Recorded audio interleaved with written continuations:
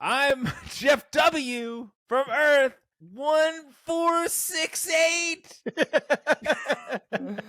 And that guy over there is WonderRob from Earth 6969420420694220. And we just dived right in to the Vactor-Verse.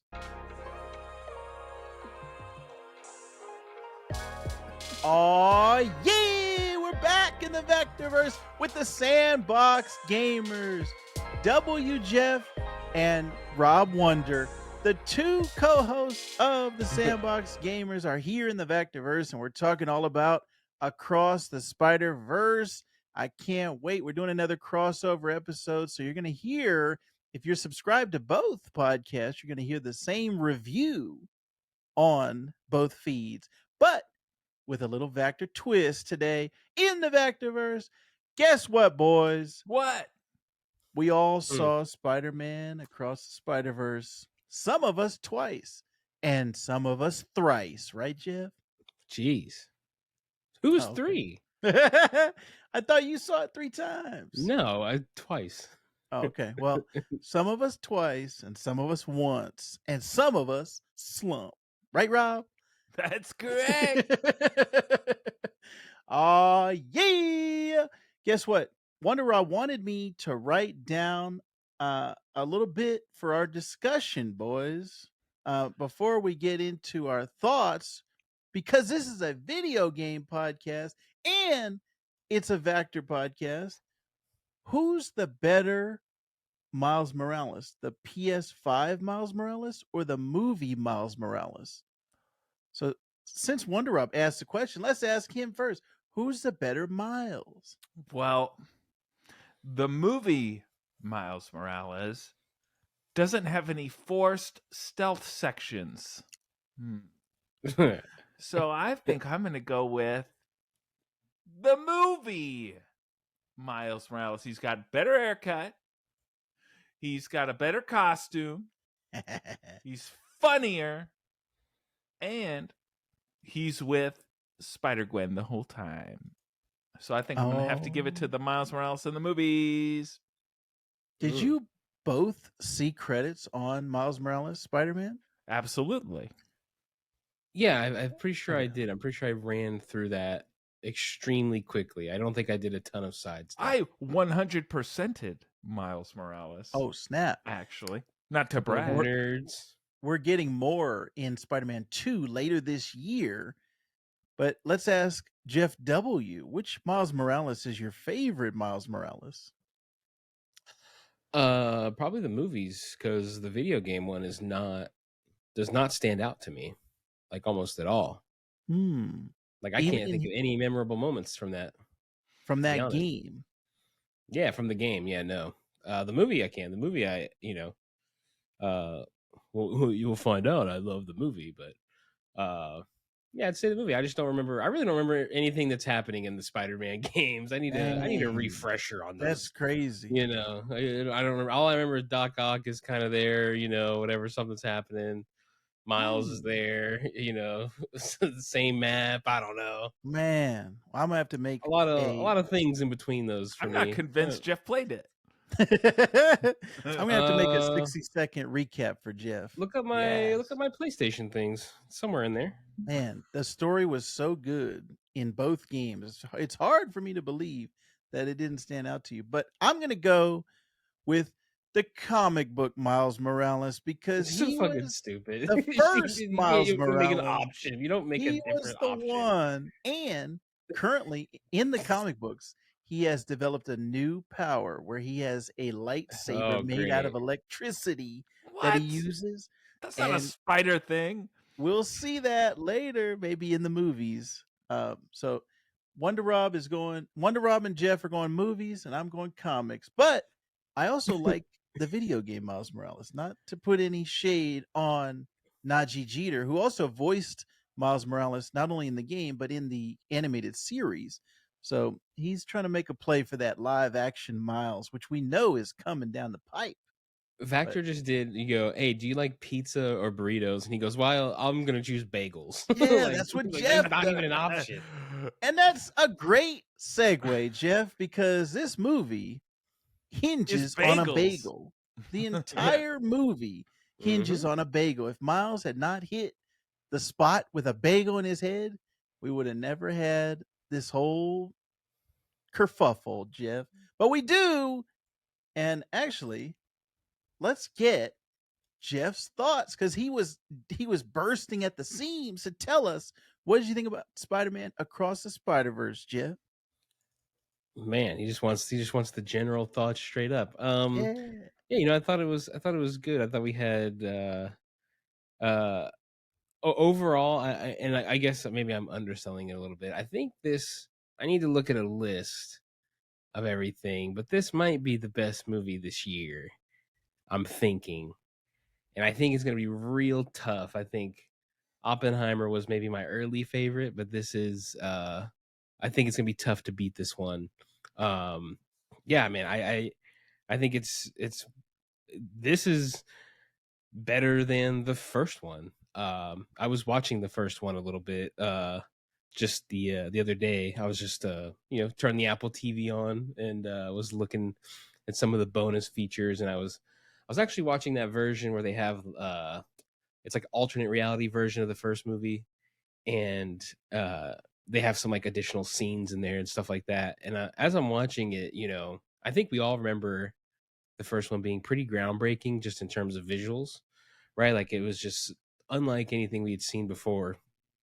And it is definitely the same here, but man, like going back and watching that first one a little bit, it feels so much more tame than this movie. Like this movie is just like they turn all the visuals up like another notch, right? Like all of the Gwen and her father stuff going on is all that watercolor. Like you almost can't even tell the background in a majority of their scenes. Like it's not very definitive. Like it just looks like a painting. Um, and yeah, I mean, I'm sure we'll talk more about specific moments and stuff, but yeah, I think it's this. I mean, this is probably the best Spider-Man movie I think they've ever made. Like for me. Very nice. Wonder Rob, what did you think about Across the Spider-Verse? And you saw it in 4DX. I saw it in 4DX. I'll talk about the 4DX in just a minute. Here's the thing with Spider-Man Across the Spider-Verse. It's mind-boggling. It blows my mind that Sony can manufacture a masterpiece like Across the Spider-Verse, and in the other hand be like, you want some Morbius? You want some Venom? Oh, don't worry, I got Craven in my back pocket. You want some of this? Oh, he doesn't actually hunt animals. He just wears a lion on his vest, but he doesn't hunt. I don't know how they can come up with such works of art and give us a poo-poo on a stick with the other hand. But Spider-Man Across the Spider-Verse, that I sound confused, but I promise I'm not. It's just when I say these words, it's I just like I want to be sure. This might be the best Spider-Man movie ever. I believe. Mm-hmm. But I'm a little torn on it because it's a part one. You know what I mean? So we don't have the whole overarching story. So if part two shits the bed, will I like part one as much? I don't know. But right now, as it stands, I believe it to be the best Spider-Man movie ever made. Ooh. I'm going to second and third that and say that this is the best movie of 2023, first of all. And then somebody didn't see Ant-Man Quantumania. I think if you want to see our review of Ant-Man Quantumania, just click in the link down below. But I think this one, like Jeff said, revolutionizes animation again. They did it the first time in Into the Spider-Verse. I think this one just set the bar even higher. And as Rob alluded to, I don't know how they're going to top this movie for Beyond the Spider-Verse in 9 months if it actually comes out on time. Mhm. Whatever they're doing, I'm hoping it's like a Back to the Future 2 and 3 thing where they were doing them all at the same time, so the level of quality should stay around the same, but I just don't know if they can raise the bar again in 9 months. We're gonna need another 5 years for them to raise the bar again because that's how long it was between the first and the second movie. But this one, as it stands, I think is a masterpiece, and I think the best it's gonna be hard for any movie for the rest of 2023 to top this one. I don't know if anything else is gonna come out this year and be better than Across the Spider-Verse. So that is my initial take on it. But actually, Rob, you said something that I want to get into because there's two things that I've heard people not be so high on. Like universally, it's been praised across everything. Everything I've seen, people have been loving it. But there's two takeaways that I've gathered from people saying, "Oh, I did not like this." One of them is the sound, and people were saying that they couldn't hear the Mhm. sound mix. So that's one issue. I think the first time Jeff and I saw it, we were in the front row, like the second row in the right hand corner. So the I don't want to judge it off of that one because the sound was kind of weird, but I could still hear everything that was going on for the most part, except for Spider Punk's accent, which I could barely understand the first time. Second time I saw it, I was able to understand it a lot better. And I saw it in IMAX the second time. We saw it in Dolby Atmos the first time. But sound mixing aside, the other thing that I've seen people be negative on, Rob, is this doesn't feel like a full movie. It feels like a half of a movie. And that cut, the to be continued, both times in both audiences, I'm sure you guys had the same thing. Everyone groaned when that to be continued came on. And I think part of it is frustration. And then part of it was like, I want it now. I want the rest of the movie. Play the rest of the movie right now. So not necessarily a bad thing, but just people wanting, they were enjoying it so much they didn't want it to end. So Mhm. actually, I'm curious what both of you thought about this being a half of a movie. So Jeff, did you know that it was a part one going into it? It was funny. I was aware, and it seemed like if you would have asked me when we were waiting to get into the first one, I'd have been like, oh yeah, this is only a part one. They're doing the next one, and it's only a few months later, and whatnot. But like in during the movie, it totally kind of escaped me. Like I wasn't anticipating the end of that, and it was funny when me and you were talking about it afterwards. I was like, I'm watching it, and I'm like, all right, and then as they start to do like as the movie kind of starts to slow down, it hits the brakes there kind of at the end where it's like the slow reveal of the Prowler, stuff like that, or the alternate universe, Prowler with Miles and everything. I'm like they're about to like end this movie. Like this movie is about to be like done. I'm like, oh, wait a sec. Like, I'm like, okay, yeah. Like I wasn't upset like I wasn't upset as I was when there was no after credit stuff, but uh it definitely was like, oh wait, yeah, that's right, this is not happening. And I was sitting there thinking, I'm looking over kind of at you, I'm like, man, we've been here for a minute, like there's no way they have another third act for this movie right now, like Mm-hmm. so yeah, I knew it, but it didn't really occur to me until the end when I started to realize what they were starting to do. Yeah. And I think it's more of a marketing thing than anything else. Like if you're going to point a finger at something, it would be the marketing because when this was originally announced, it was announced as Across the Spider-Verse Part 1 and Part 2. And I even have a shirt. I didn't wear it today, but I have a shirt that says Across the Spider-Verse Part 1 on it. So they were printing up shirts and then they did an Infinity War and changed it into, oh, let's make it a whole nother title. So Rob, did it bother you that it was part 1, or did you just knowing it going into it say, "Oh, I had my expectations that it was gonna be half of a story"? I already, yeah, I remembered the announcement from a million years ago, so I just walked in with the assumption that, okay, this is going to be a part one. I didn't know, how big of a cliffhanger it was going to be, or if it would even be a cliffhanger at all, just like them announcing 2 movies. You know what I mean? Not making the assumption that they're going to go hand in hand necessarily. So I wasn't shocked or appalled or anything along those lines. Nobody told me to cry more or anything like that.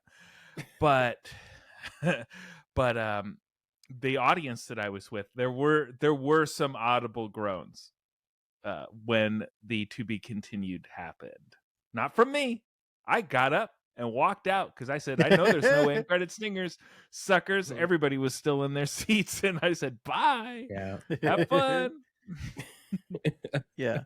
And Yeah, we saw our this. first screening, we got to the very end, and it was like, oh. And then my second screening, I was like, the people I was with, I was like, guys, let's get the hell out of here. There's nothing here. And people are waiting like in there, and I just you want to turn around and be like, guys, leave. There's nothing here. No warning them. Let those suckers sit in their seats. But also, just real quick, the audio thing, I said that to Vactor. So this was Vactor, we saw it on a Tuesday, right? So we saw it the Tuesday before it came out. And then I was like, it was hard for me to kind of hear some of that. And then in the second viewing, and like you said, we were kind of, we didn't get to choose our seats necessarily, so we had to sit in that side section. But on the second viewing on Friday, I had middle, like prime seats. Like I was right in the middle of the theater, right in the center, and the audio was much better there. But I don't know if that was because of the the room that we were in when we saw it the first time, and the location within that room. Yeah. And we had this kind of a similar thing with Dune, Jeff. Remember when we got to the end of Dune, it came up on the credits, Dune Part 1. Like nobody knew that. That was not announced ahead of time. It was a stealth. All right, we're doing a part 2, and we don't even know if we don't even know if there's going to be a part 2. It was just like, all right, this is part 1. If it does well, then there'll be a part 2. With this one, it's a different thing where we know in advance there's going to be a part 2. It's coming out in 9 months. So I wasn't bothered by it. Dune, I would be more bothered because it's like, oh, I don't even know if part 2 is getting made. And if they left on a cliffhanger right here, I would kind of be upset versus this one, knowing it going into it, I wasn't bothered by it. Plus, where they ended it, I thought was a good spot. We had already, like Jeff said, we already been there 2 hours and maybe 2.5 hours by that point. But I also did like when we stayed for the end credits, even though there wasn't any stingers afterwards, the music, that song that plays in the credits, the songs that play are really good. And then they have like some animation on the screen. So it wasn't a terrible experience waiting for the stinger, but I enjoyed the song, and the music throughout this whole movie was fantastic. Not only the score by Daniel Pemberton, but the Metro Boomin soundtrack was fantastic. I've been listening to that in my car today. I was actually listening not to the soundtrack, but I was listening to the score. That Spider Gwen song is very good. So I would say the music throughout this whole movie was great. And Jeff, you had been following the music on Metro Boomin's social medias. Did it live up to your expectations? Yeah, I think it was good. It's funny because they didn't really use a ton of it I need to watch it again, but when I was paying attention to it more the second time, when I could actually hear a little bit better in that one, they didn't really use a ton of that soundtrack. Like it's in there in parts, and like the James Blake song is in there when he's Gwen is kind of first coming back to his universe. So there's like a little bit of it in there, but they actually, like, you could tell they took out like all the rapper verses on all the music, and they put some of the instrumentals in there. But yeah, I'd say it lived up to it. And actually I think it, to me, it's interesting to see that movie give somebody free. It's not just a song, it's not them hiring like, all right, we just need you to make, like, even the last movie, that Sunflower song is like, I think it's one of the biggest songs, like I think it might be like the biggest Spotify song, individual song of all time or something like that. Like, it's massive. But this one had more of a I don't know, like a more of a feel, like more cohesiveness. It wasn't just a set of music. It wasn't just a couple songs that just kind of took off. It was kind of like a whole whole thing this time. So yeah, I enjoyed it. I was extremely excited when I was seeing the announcements. Of who was on that thing, and I was sending them to you left and right. And it's just funny to hear like like Nas is like rapping about Spider-Man in that song on the soundtrack. It's just weird, The but it's very pretty cool. the very first song on the soundtrack is called Mhm. either Annihilate or Annihilation, and Lil Yeah. Wayne, his whole verse is, "All right, I'm Peter Parker. I got spiders coming out your nose. I got spiders. I'm flipping webs." And the very end of the verse, he goes, "Spider-Verse." And that's the end. I was like, I just started laughing. You gotta listen to that song if you haven't. It's the very first song on the soundtrack. When I heard that the first time, I listened to it 3 times in a row to hear Lil Wayne's part. It just made me laugh the way he ends it. But all right, Rob, Spider-Verse. that's how he ends it. Rob, what did you think about the Spot? Now I think this is your first experience with the Spot, right? Because he wasn't in the video games and he wasn't like a huge character before this. What did you think I'm about? familiar enough with the Spot. I believe Vactor-Verse even did a short on the Spot. Yes. Is he naked? That's what they say. They say it's his skin. There was Jeff. no dong in that movie. Well, hey, not everybody is as equipped as you are. Okay, you can't make judgment on this guy. Just weird. Now, Maybe that fell on the spot. You know what I mean? Maybe that. Yeah, it comes in and out of the spot. That's the beauty of it, Jeff. Now, I'm familiar enough with the Spot. The Vactor-Verse short, of course, educated me a little bit. I've seen him in passing. I feel like what I'm going to say is wrong, but I sort of have a memory of him being on the Spider-Man animated series also. But that might just be a dream I had for all I know. But I'm aware that I guess he was on an okay, episode good. of the Say I animated. wasn't imagining it. Yeah. I'm aware of his power set, that he's got these portals that come in and out of his body, and he can essentially Looney Tunes you or Roger Rabbit you as his power. And the whole time I was watching the movie, and anytime he spoke, I would say to myself, who is this voice actor? He's perfect. But I couldn't put his voice together with the actor until the very end, and I saw that it was the Schwartzman, and I said, "Oh, okay, that's good casting right there." Because I thought he did a really great job, even though I think the Spot was more of a plot device rather than a fully fleshed out character. At least in this movie, it might change in the next movie. He wasn't Thanos. I'll just put it that way. Right. But he still was very entertaining, especially when he was trying to rob that convenience store and get that little ATM. Yeah, his introduction was pretty spot on, boys. I think they did a great job with the character, and like you said, Jason Schwartzman was pretty good. Jeff, did you like the choice of the Spot, because he's like kind of the villain, but kind of not? Like we don't see him for a large portion of the movie. So did you like the Spot overall? I think he's going to have a bigger role in the second one. Yeah, I mean, I think it's overall pretty interesting. I do. I think what I liked most about it is he had kind of like a little mini arc of his own here. He had definitely, by that like second act of this movie, kind of, and he's mentioning in the dialogue when they're in what's the town in India? What's the city? Mumbai. Yeah, I say it's a play on Manhattan, right? Yeah. And he's mentioning his dialogue about how he's on a journey of self growth, and he's getting a little bit better with his abilities and all that stuff. So yeah, I mean, I think it's a good choice, and it would just, I just don't see this if you're gonna do these characters, it kind of needs to be here. Like, you're never gonna get him in like a mainstream, not mainstream, because that's the wrong word, but you're never gonna get him in the what's the like MCU? Yeah, you're not gonna get him in like a major Spider-Man movie with live action or whatever. So I think you kind of have to do it here. And yeah, I mean, I think it made. I mean, the animation was great. I mean, just like you said, the convenience store. I mean, just just like what a perfect scene for his character. You know, like just pushing him in and out of spaces in this convenience store. The bread falling out of his stomach. You know, just really like just great execution by them. Like, I think he's a good villain. And I'm actually more excited to see hopefully more of him in the next one. Like you said, there's like a whole, I would say half the movie, right? He's not in almost, or at least like a whole third at the very minimum, I think. Yeah.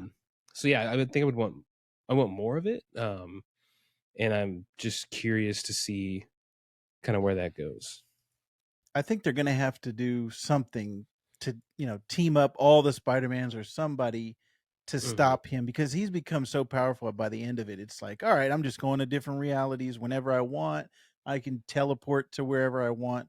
Mhm. So, Also, I was gonna say too, like looking at like this was after the movie because obviously I'm not as well versed as you guys in this space, but what a good like look they have for him too. I mean, like if you just like Google image him, I was looking, I was like, let me see if he's in the animated. Like they try to give him more of like a superhero type body. They try to give him eyeballs mhm. and like all this stuff, and I'm like, man, he looks just so much cooler in this. Like again, the artistic choice, always is winning out in this movie, but like he just looks way cooler in this movie than anything else I've seen on him. Yeah. I thought he was a great choice for and like you said, he has that arc of, he starts off as a joke, and if only Miles had just taken him seriously at the beginning, maybe that's another thing. If he hadn't hit him with the bagel, if he had Yeah, taken him what does he call seriously, him? He's the um, villain of the week or yeah, whatever not it even Yeah, was. Yeah, villain not of the even week. a villain of the week. yeah, Uh, yeah. Things would have been different, but starts off as a joke and then becomes a very big threat by the end of it. So we'll see what's going on in there. But this movie is jam packed with so many things. It's like there's never a dull moment in the movie. There's always something happening. And to me, I think the things that stood out, besides the animation, the visuals are, like I said, next level, revolutionary. People are going to be looking back on this movie the same way they look back on Into the Spider-Verse. And I think we're seeing just now the other movies like Puss in Boots and the Mhm. Turtles movie that's coming out later this year. I think the movies are just now getting caught up to what Into the Spider-Verse was 5 years ago. This movie, I think, is going to be revolutionary because it doesn't necessarily play with the frame rate as much, but each universe being a different look. Like Jeff was talking about, the Spider Gwen universe being the watercolors, Mumbattan being a different thing, Mhm.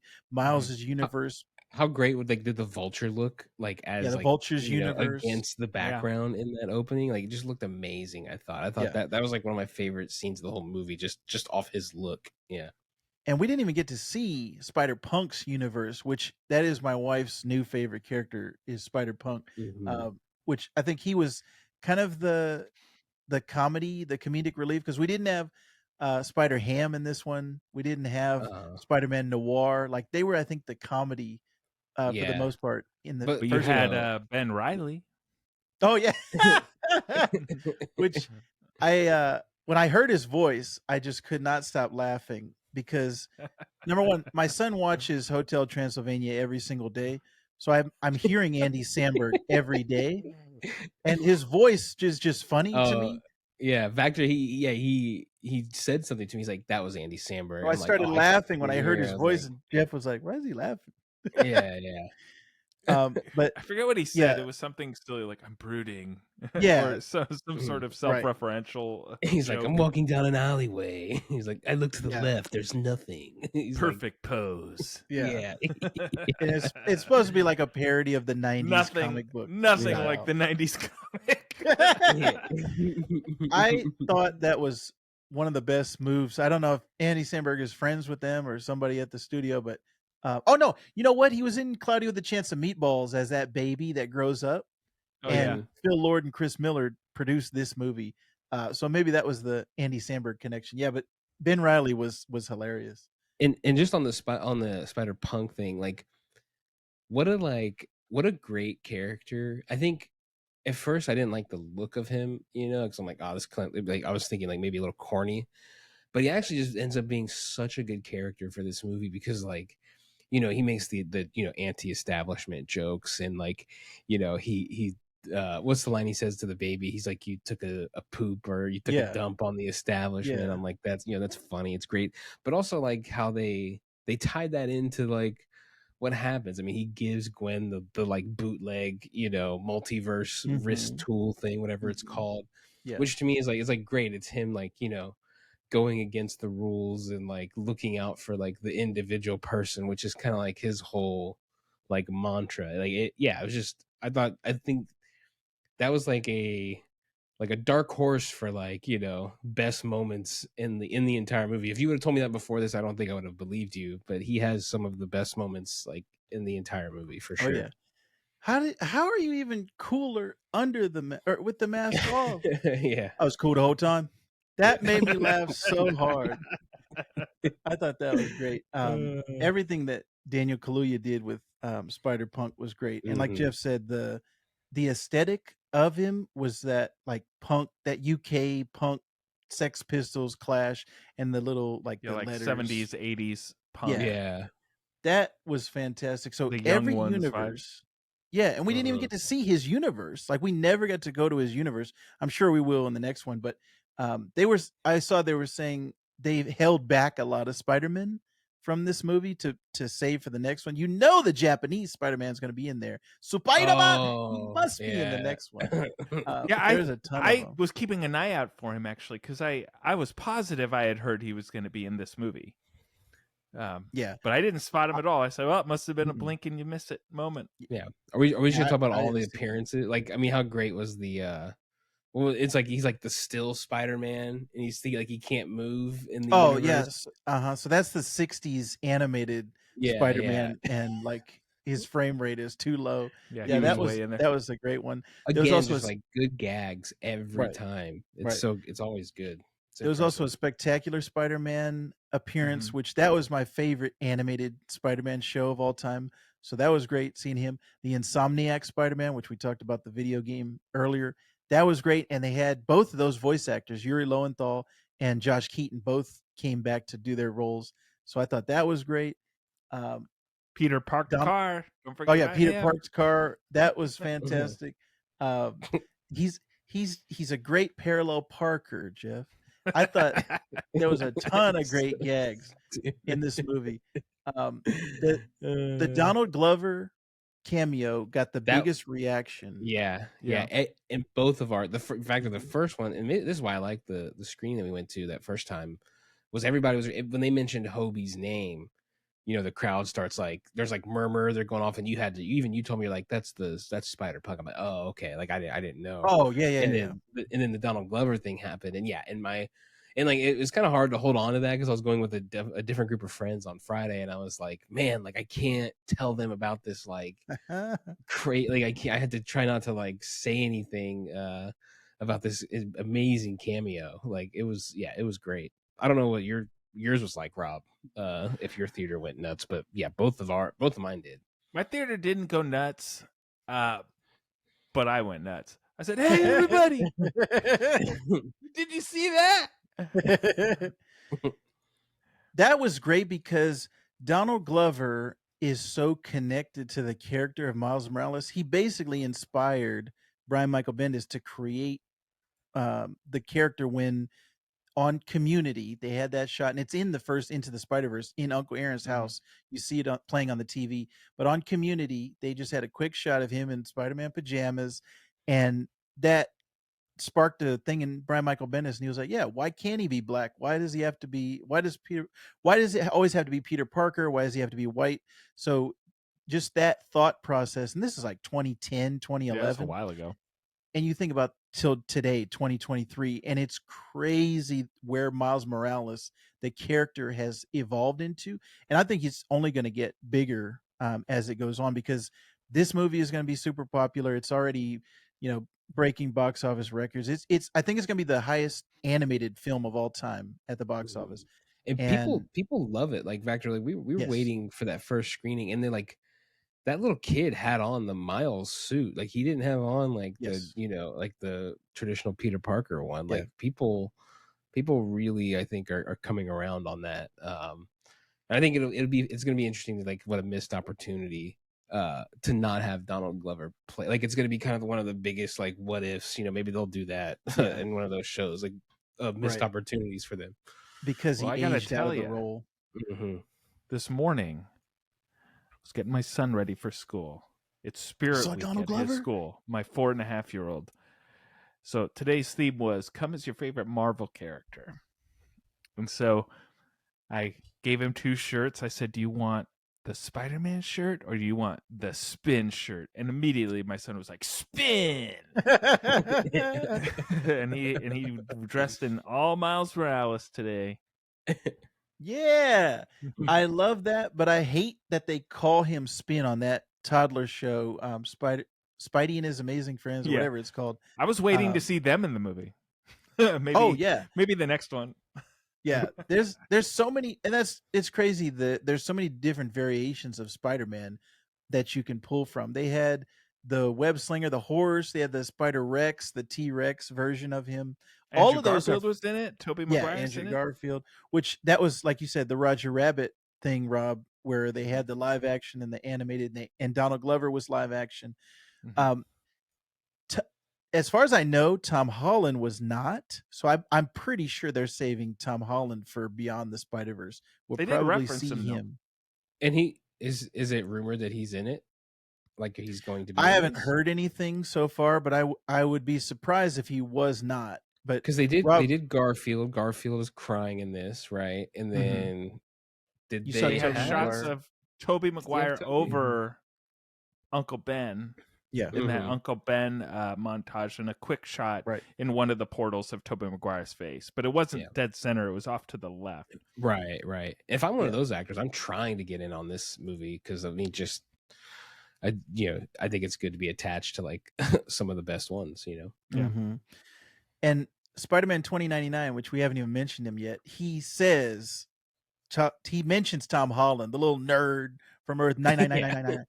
With Doctor which- Strange. Yeah, It's that not was a great- 616, Kevin Feige. Get out of here with that nonsense. That was a great MCU tie to it. And Donald Glover, I forgot to mention as I was talking about the him being tied to the character. So not only did he inspire Miles Morales, but he also voiced Miles Morales in the Ultimate Spider-Man cartoon, and then he played Aaron Davis, Mhm. who becomes the Prowler in the first Tom Holland Spider-Man. And so we are basically, I think, led to believe that the character that is captured in this movie is the same one that was in Homecoming that Tom Mhm. Holland's character webbed up to the car, just a little bit older. So Donald Glover's like tied to this character forever. Like he will always be Yeah. tied to Miles Morales. They're also So- tying it to the MCU. They did the timeline effects Yes. that you've seen That in was Loki, and you perfect. saw Yes. in Ant-Man, and you saw in Spider-Man Mhm. No Way Home. Yeah, the So branching they're timelines. tying it all together, baby. Yeah, that was great. Which Oh, and they went into the Venom universe too for a hot Yes. second. Oh Yes. yeah, the Which- teller, yeah, the lady. that yeah, was there's some rumors that Venom is going to show up in Beyond the Spider-Verse. I don't know. Yeah. Maybe Maybe Craven will show up. Yeah, I hope not. where's Carnage? Why is Carnage he's never made, you know what I mean? That's what I'd love to, hint for the next, after these other ones, Spider-Verse, let's get a little Carnage movie going. After so bite your you tongue, Jeff. enjoyed you enjoyed Venom 2, Jeff? Is that what you're saying? want No, more I'm Carnage? saying the creators of Spider-Verse could do it right. Is what Oh, I'm an saying. animated, you're saying? That's what I'm saying. That's what I'm saying. They don't do Carnage anywhere, really, except for that shitty movie. But like, I'm saying, give him a Yeah. fair shot with people that actually do good things. Yeah, and Miles in the comics has kind of he has a history. He's run into Carnage a couple times, but I think they're going to try to focus on like Miles villains. Like I think they want to keep the Spider-Man villains, like the Peter Parker villains, separate for the most part. I think they want to make Miles have his own legacy. Mysterio, no Mysterio is what you're saying. Yeah. Give me that T-Rex Spider-Man. Yeah. That one was So good. there's a ton of great stuff there.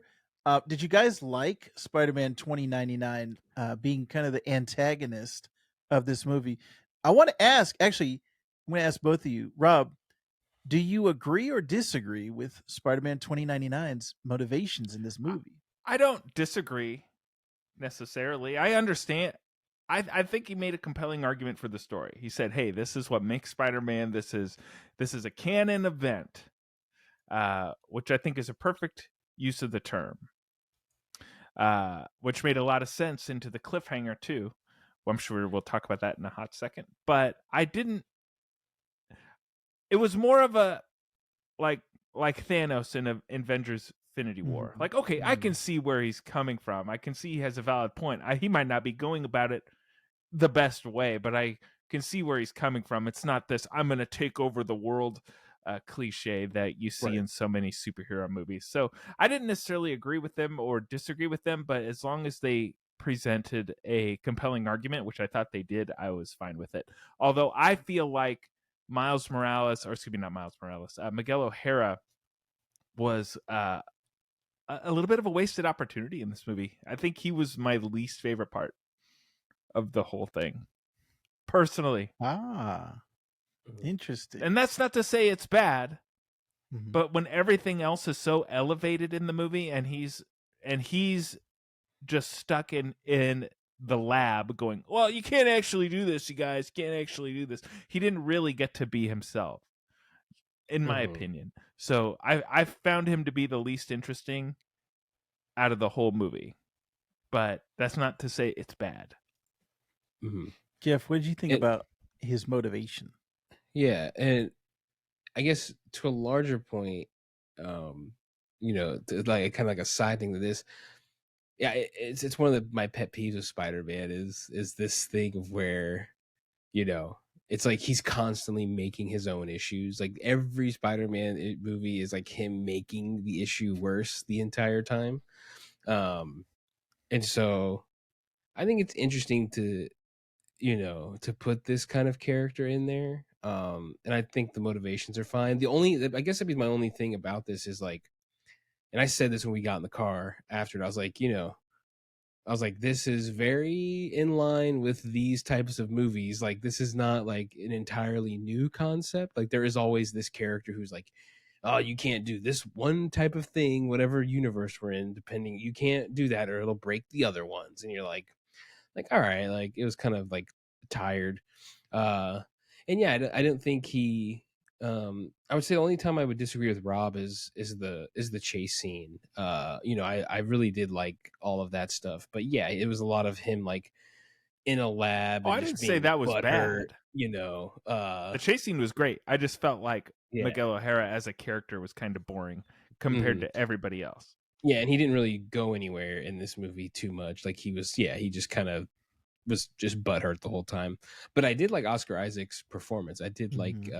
I do like him in the role. I'm just hoping maybe there's just more because they kind of even like brush over his like he's supposed to be it's supposed to be kind of like Miles, him and the Spot are kind of like these three, characters that are kind of driving this story Mhm. overall, Mhm. I think. And his kind of got left, like maybe in the next movie they'll flesh it out a little I'm more. They'll sure they do a little will. bit extra. They'll give a maybe just Yeah. a different side of the character. They did give his like origin for like 1 minute when he kind of described it, but Yeah. it just kind I of I think think maybe a little boring on compared to the other ones at least. I think they have to, and that might have just been a symptom of there's too many things going on in this movie. Like I said, every minute is packed with stuff, and we haven't even got to some of the other things that make this movie so dense narratively. But the I think they have to give his backstory a little bit more because in this movie, you see him almost bite the vulture. You see his fangs. You Mm, see him yeah. inject himself. All of those things are from the comics, but in this movie, there's no explanation for that. And if you don't know the backstory, you don't know why is he a vampire? Why is he injecting that into him? And like, what's going on? So there's a ton of stuff that I think they need to flesh out in the second movie, and maybe that they'll kind of make him more relatable or human in the next movie. But in this one, yeah, I thought it's interesting the dynamic of what Rob was talking about, the canon events, where his deal 2099 is saying these things have to happen. Miles is kind of like, well, maybe they don't have to happen because my dad is going to die, and maybe these shouldn't happen.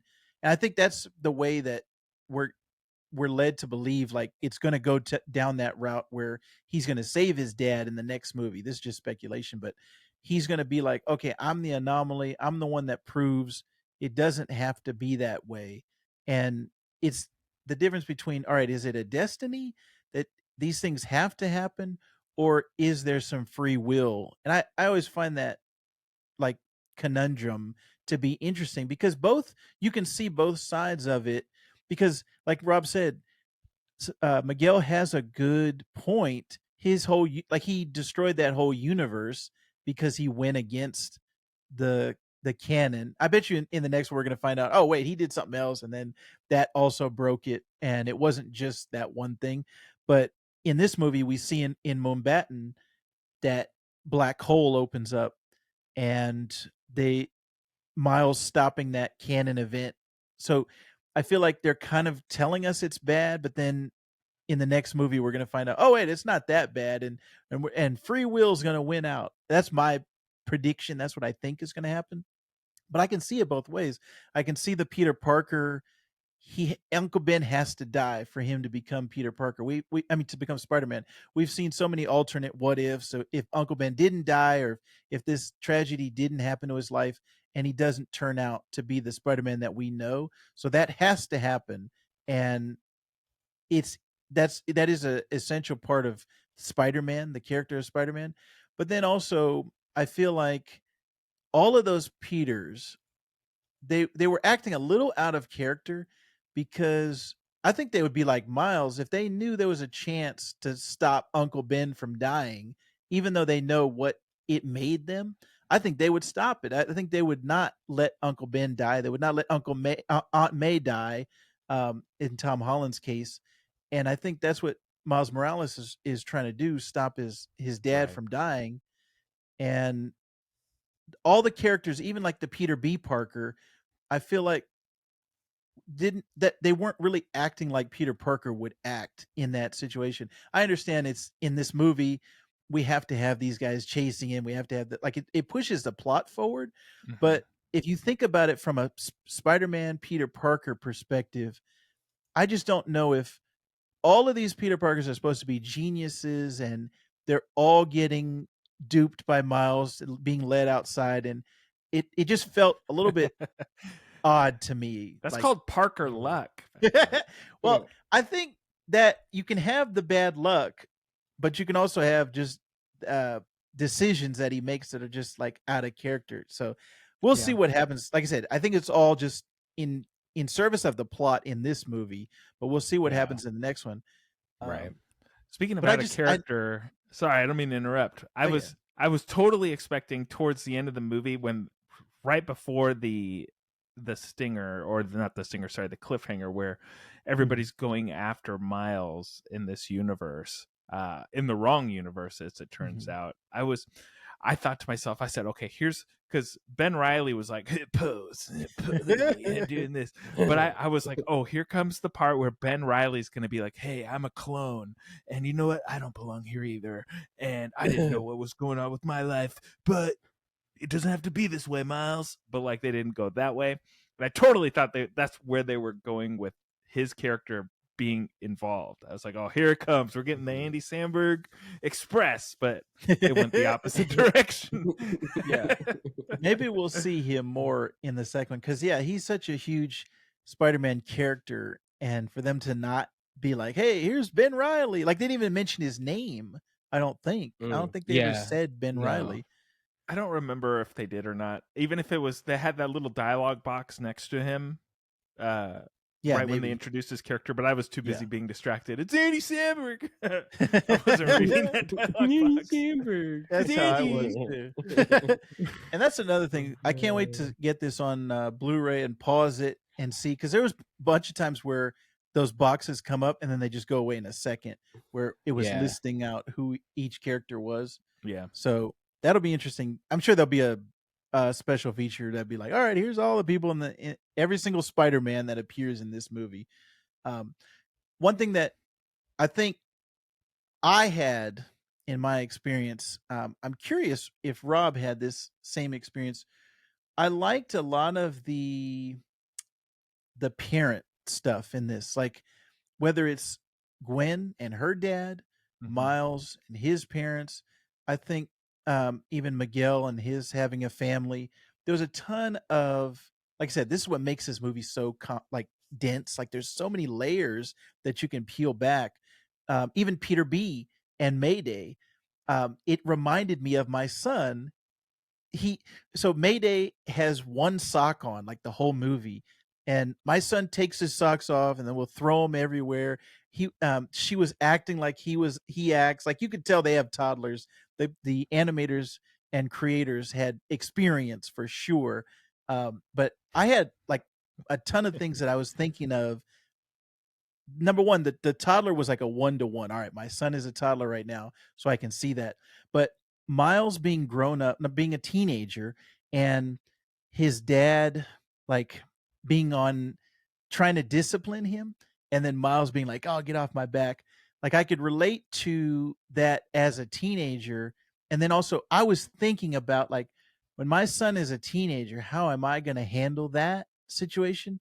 And like all of that stuff was it just, it made it relatable, made it human. And I felt like that struggle and that the family, like Miles wants to spread his wings, like and that the whole dialogue between him and his dad when he was in costume, and he was like, "Hey, why don't you just give the kid a break, officer?" Yeah. Look at what you doing here. I got my goo. I Yeah. love the New York accent that he does. But yeah, all of this, like all the family stuff in here, and even the mom, like he has time with his dad and he has time with his mom. And there's a ton of stuff in there where it's even culturally specific because they're Puerto Rican and they have this custom in the Latin culture of, it's like giving a blessing. I think it's like I'm gonna mess up the word, but there's a Spanish word for like blessing. And he says it, he leans into his mom and he's like asking for her blessing, and she gives it to him in Spanish.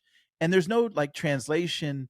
They just kind of let the context of the scene be like, oh, okay, I understand what's going on here. And I noticed they've been doing that a lot with a lot of different things. I was reading a comic book the other day, and it was a Blue Beetle comic, and they were just speaking Spanish the whole page, and there's no translation. And it was like, if you don't speak Spanish, you might not know what's going on here. But I think you just get from the context of the conversation, this movie, and I've seen some other things where just Spanish is being more and more integrated into our culture. But like that just made it feel real to me. And my wife is Latina. She speaks Spanish with her mom, and she speaks Spanish to my son. So there was like a ton of connections for me in this movie. I was just wondering, Rob, did you Mhm. have that dad experience of, oh, that's my son, I can see him in this movie? Yeah, I did. Um, and it sounds cliche, but I think if you're a parent, you should feel that way on some level. And so yeah, I did. Um, in particular, the moment where Miles is under the water tower, like the fake water tower, or that little tiny water tower, and his two Mhm. parents are scolding him, but trying to be cool the whole time because that girl's there. Yeah. Um, That was great. so, but yeah, I do feel it to be relatable on a Oh, she different level once you're a parent. Again, not to sound too cliche, because I'm sure it's real easy to just say that. But yes, I do agree.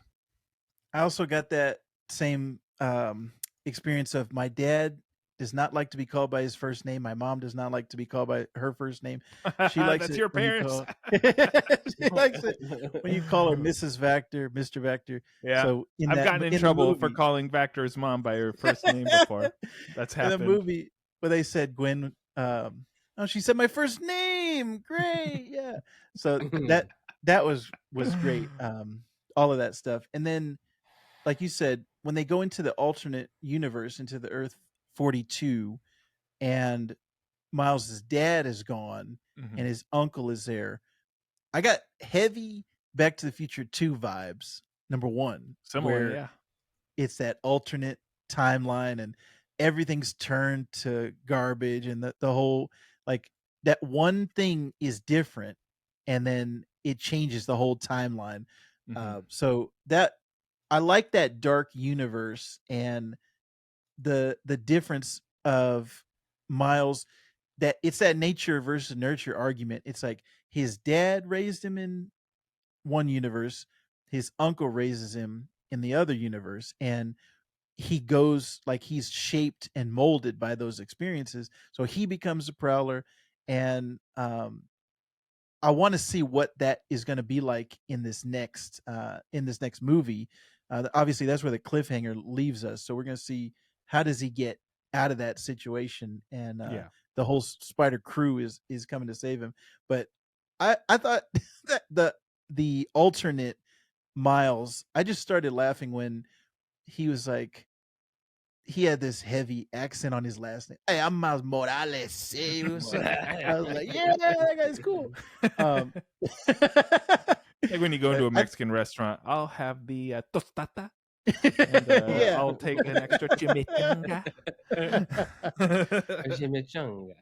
yeah. But man, there's so many things that I loved about this movie, and uh, one of the things of going to that alternate universe, there was the whole thing about him being an anomaly, and he wasn't supposed to be Spider-Man, Mhm. was very interesting to me. Like, you think about, like, again, Miguel kind of has a good point where he's like, if you hadn't got bit, your Peter Parker would still be alive. He would have stopped that collider for Kingpin in the first movie.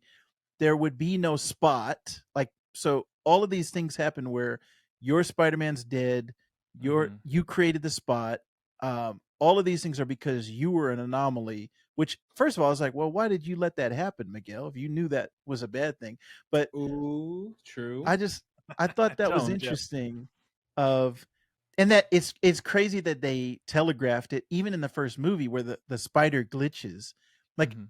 me as a comic book guy, I didn't even think about that, because when they go to alternate universes in the comic books, it's like, all right, we're here, we're in the other universe. Like, there's no glitching.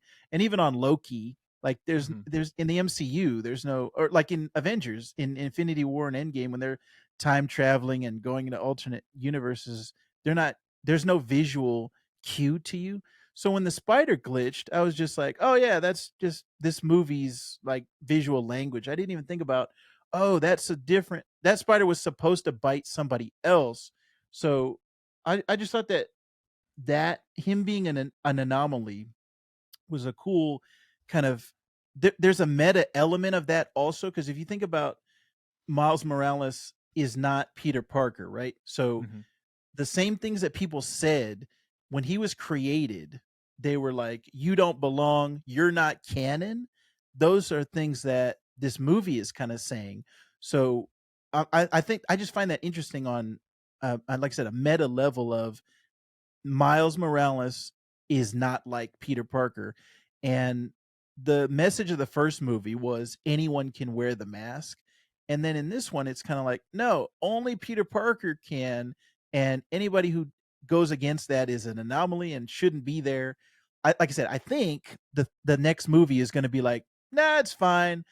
Miles, nah, I'm going to do my own thing. That's going to be good. We're going to be, he's an individual. He's not Peter Parker, and you're going to embrace those differences. But in this movie, it's I just found that to be very interesting, that there's that different, because Rob, you and I grew up. Peter Parker is Spider Man. Like, Yeah. that's Spider Man. That's who it should always be. And as much as I love Peter Parker, now I love Miles Morales. Like, I love both characters, and there's room in this spider universe for everybody. I think it's inclusive. It's inclusivity. I think is a good thing. So I just thought that was interesting. I didn't have any point to that. I just thought that was an interesting take on it. Good point. Speaking of inclusivity, there's been a little bit of rumblings going around that Gwen Stacy may be a trans character for the next movie, because in her room she has a protect trans kids Mhm. like little banner or a sticker. She has a trans pin on her backpack, and also her dimension, the colors of her dimension are the colors of the trans flag. So I didn't pick up on that when I was watching it, but I've seen a number of outlets pick that up now. So Yeah, what I kind of thought outlets? Yeah. uh, I thought that was this next movie, if that turns out to be, because she's not in the comics, so that would be an interesting change for the film, because there's a lot of changes from the comics to the film, and that just might be one of them. So, Oh, speaking of and I inclusivity, would love to see it because, and I would love for them to wait, just do the whole movie and then do something that's really gonna make people mad. Like say it, don't even do it in the movie, say it after. Like I want one of the creators to say it, just so that like all these people have to like the movie, and then when they get butthurt about that, then they have to live with it because they just can't stand to see something like that. That whole thing, I want a 10-minute rant about this. That whole concept of like of that even being like an issue or like whatever. And I'm actually surprised they don't get mad about the Black Lives Matter pin that Miles has on his. But like these people can't even say Black Lives Matter; they can only say BLM. So I think that opinion, I think that is like. I just hope it's like, oh, they're like, oh, this could be a theory. I hope it's like a legitimate theory about the character and not people like, you know, telling us that she's gonna drink Bud Light and they're all mad about some bullshit. You know, I think it's like, who cares? All right, cool. Well, I think this was a great talk about Across the Spider-Verse. We all enjoyed it. I'd like to see it another chance if I can in the theater, but I'm not sure. We got some great movies coming out for the rest of 2023. I think we all here gave it a thumbs up. I think you should see it. A great film, a great time at the cinema. Who knows if we'll be able to top it for the rest of 2023. But I'd like to thank WonderRob and JeffW for joining me here in the Vactor-Verse. And don't forget to check out both of our shows, the Sandbox Gamers and Vactor-Verse, wherever you find your podcasts, and on YouTube. You can find some links down below. But we'd like to thank everybody who watched this episode or who listened to this episode.